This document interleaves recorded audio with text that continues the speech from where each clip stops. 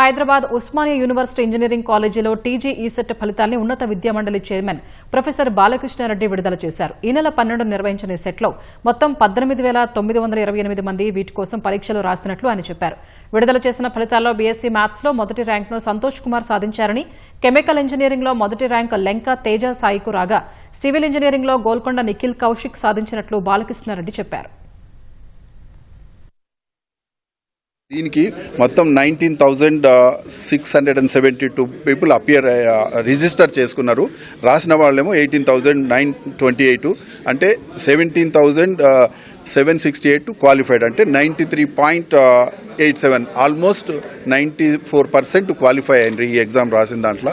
So వీళ్ళ ఏంటంటే lateral entry అంటారు. ఇదేంటంటే పాలిటెక్నిక్ చేసి బీఈ వాళ్లకు ఈ ఎగ్జామ్ ఉంటుంది. వేరియస్ బ్రాంచెస్లో ఇప్పుడు మేము వాళ్ళు ఎవరైతే ఫస్ట్ నుంచి 5th ర్యాంక్ వచ్చిన వాళ్ళకు కూడా డిక్లేర్ చేయడం జరిగింది.